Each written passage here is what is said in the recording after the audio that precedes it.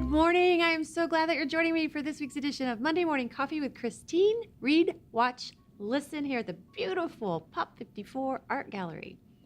My recommendation for a book this week is The Gift of Fear by Gavin de Becker. It was written in 1998. My kids were 3 and 5 years old. Totally changed my life. Totally changed the way I raised them. I've given it to every young parent I've ever known, and I think everyone should read it. Here's his premise. His premise is that we are born, we come here with full-on intuition, the ability to listen to the voices that tell us what we should and shouldn't do.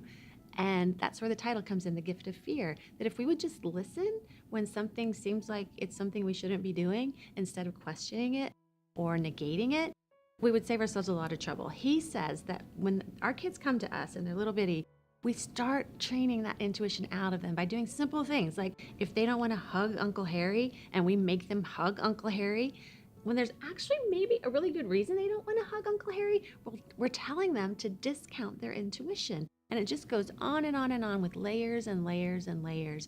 And so that's, again, where the gift of fear comes in. Listen to the voices. Let your children listen to the voices.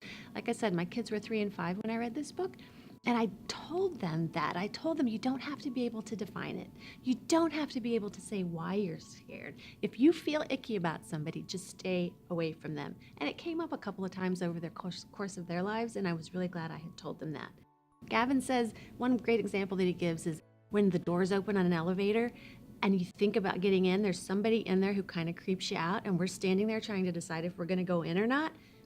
And we do it because we've been trained to be polite, and it might hurt the guy's feelings if he knows we didn't get in the elevator because of him. Okay, but then we're alive instead of dead. Anyway, it's a really great premise to listen to your intuition. It's The Gift of Fear by Gavin de Becker. Okay, and here's my recommendation for a watch this week. It's not a feature-length film. It's really short, but I think it's really important. It's We Are the World. I know that I watched it several decades ago, and it completely blew me away that all these people could come together to raise money for U.S.A. for Africa. It's something that Michael Jackson put together, and it has to be the most amazing group of talent on a stage ever. Have we had a lot of musicians on a stage since then at the Grammys and things like that? Yes, but did they each perform a solo? I don't think so. I think this is so powerful, and I was thinking, I came across it the other day and had to watch it not just once, a couple of times, and I thought my kids may have not even seen it. They're 20 and 22 years old. Anyway, I think everyone should watch it. We Are the World. Look it up, Google it.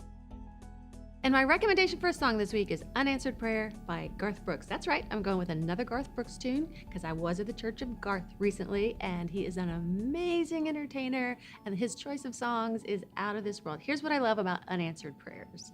It talks about how sometimes we think we want to go left and something gets in our way and we end up having to go right, and we bitch and moan about this having happened when it turns out this door that opened over here was more beautiful than we could have anticipated. I think that's such an important part of life. I think it's a really important part of living a happy life, understanding that even when things are dark, even when things are in the valley, the mountain's just right over there, and we'll all get there. And try to pay attention and learn from what it is that got in your way, because quite often it really is just directing you right where you need to go. And that is why the song is called Unanswered Prayers, because sometimes you ask for something and you don't get it, and it ends up being the exact gift you needed. By Garth Brooks. Thanks, and thanks for joining me, and I'll see you next week.